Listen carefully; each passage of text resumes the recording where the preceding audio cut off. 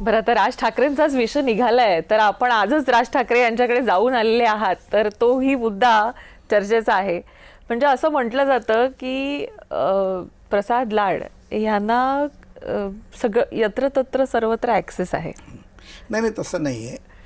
आज सन्माननीय शर्मिला वहिनींचा वाढदिवस होता आणि कौटुंबिक एक संबंधांमुळे त्यांचं आमंत्रण माझ्या बायकोलाही होतं, मलाही होतं की दरवर्षीचं गणपती वाढदिवस असं नेहमी असतं.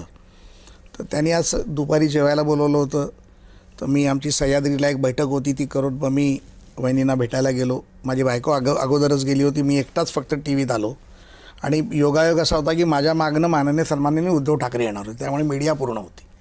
त्यामुळे आता आतमध्ये जाऊन उद्धव ठाकरे, प्रसाद लाड आणि राज ठाकरे बोलणार काय, तर काहीच बोलणं झालं नाही. फार सुंदर जेवण वहिनींनी केलं होतं, ते जेवण जेवलो, तिला शुभेच्छा दिल्या आणि मी परत आलो. काहीही राजकीय चर्चा झाली नाही असं कसं होईल? नाही, काहीच नाही झाली. तुला मी खरं सांगतो की राजसाहेब एक वेगळा माणूस आहे.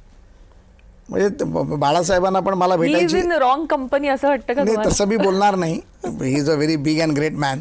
पण बाळासाहेबांना भेटायची अनेकदा मला संधी मिळाली, पण त्यावेळेला मी खूप लहान होतो वयाने. परंतु बाळासाहेबांचा जसा मिश्किल स्वभाव होता, ज्याच्याशी राजकारण बोलायचं त्याच्याशीच राजकारण बोलायचं, ज्याच्याशी नाही बोलायचं त्याच्याशी नाही बोलायचं, तसा त्यांचा स्वभाव आहे. ते राजकारण बोलतच नाहीत फार. त्यांना राजकारण बोलायचं असेल ते माझ्याशी काय बोलतील?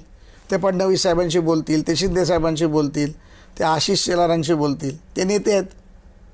माझं आपलं आपलं झालं, गेलो, जेवलो छानपैकी आणि आलो घरी. जे जितकं हे सोपं वाटतं तितकं नक्कीच हे सोपं नाहीये, ह्याची आम्हाला जाणीव आहे. प्रसाद लाड, तुम्हाला यावर बोलायचं नाहीये आम्ही समजू शकते. आता तुम्ही शिंदेचा विषय काढलात त्यामुळे नक्की